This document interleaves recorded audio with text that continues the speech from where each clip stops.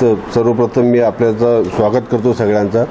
आपल्याला कल्पना आहे की भारत देशाला अमृत महोत्सवी वर्ष साजरा करत असताना आपल्या सगळ्यांच्या जिल्हावासियांना किंवा आपल्या जे मतदार आहेत जिल्ह्यातल्या दोन्ही मतदारसंघातल्या 37 अहमदनगर लोकसभा मतदारसंघ आणि 38 शिर्डी लोकसभा मतदारसंघ इथल्या सर्व मतदारांना माझी जिल्हा निवडणूक अधिकारी म्हणून एक आव्हान आहे।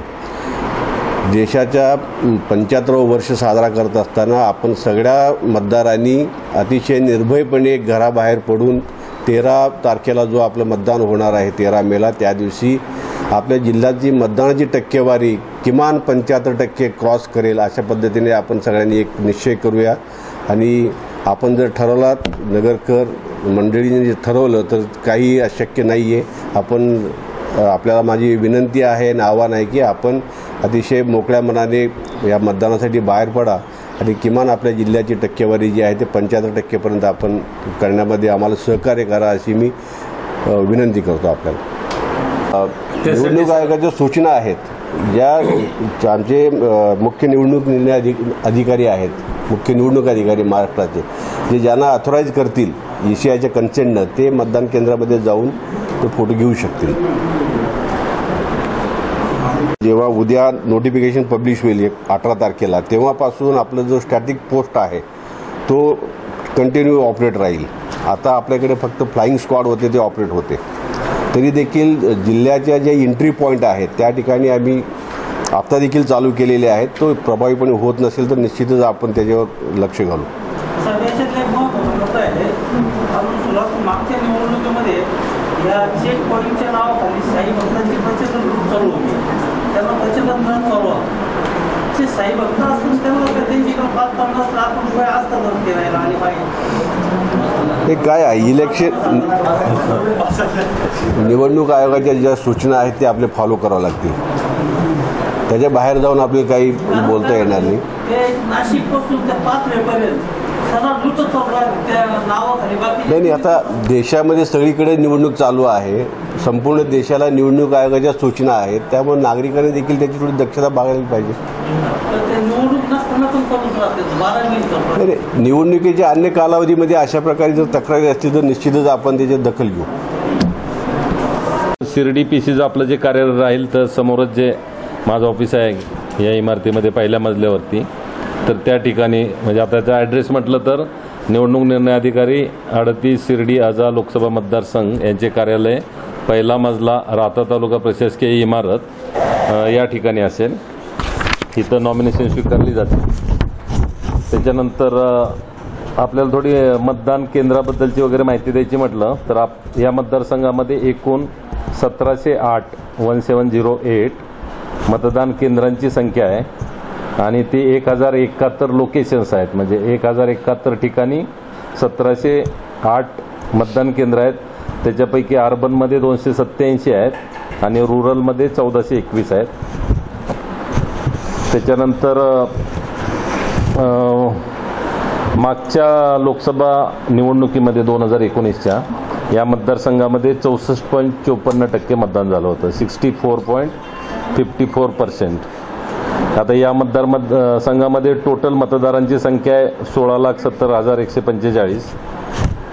त्याच्यानंतर आपण जे PWDs म्हणतो ते 9,342 आहेत आणि 85+ जे एल्डरली आहेत तर ते 25,543 आहेत आणि सर्व्हिस वोटर्स 2,722 आहेत। मतदारांची संख्या आहे 8,60,914 860914। महिला मतदारांची संख्या आहे 8,09,153 809153 आणि थर्ड जेंडर मतदारांची संख्या आहे 78 राहणार आहे। त्याच्यामध्ये जे आदर्श मतदान केंद्र प्रत्येक असेंब्ली सेगमेंटला 2 याप्रमाणे आपल्याकडे 6 असेंब्ली सेगमेंट आहेत। 216 अकोले, 217 संगमनेर, 218 शिर्डी, 219 कोपरगाव, 220 श्रीरामपूर आणि 221 नेवासा।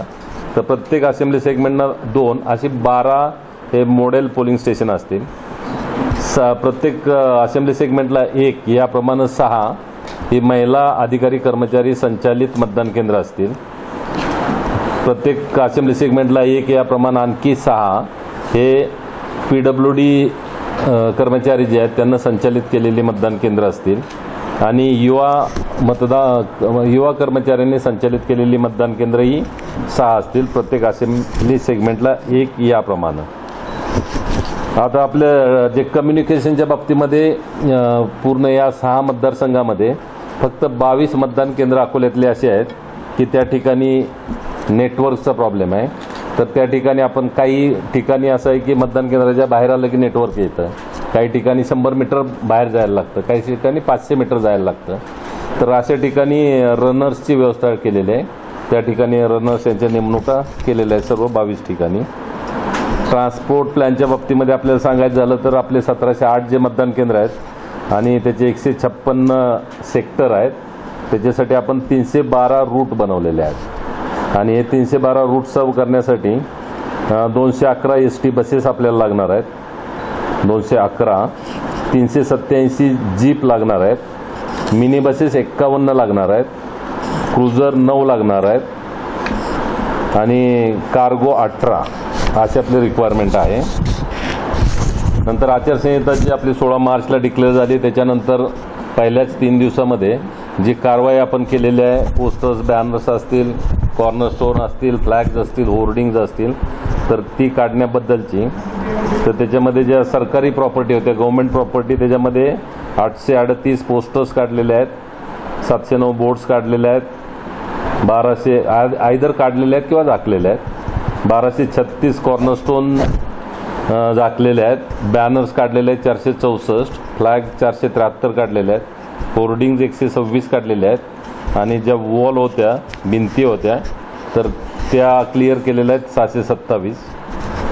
बाकी आता एक्सपेंडिचरच्या बाबतीमध्ये म्हटलं तर आता प्रत्येक मतदारसंघामध्ये असेंब्ली सेगमेंटमध्ये एक सहाय्यक एक्सपेंडिचर ऑब्झर्वर अशी नियुक्ती केलेली आहे आणि मतदारसंघासाठी एक्सपेंडिचर ऑब्झर्वर असतील आणि त्याच्यामध्ये प्रत्येक असेंब्ली सेगमेंटला आपण 6 FST नेमले, फ्लाईंग स्क्वॉड नेमलेले आहेत.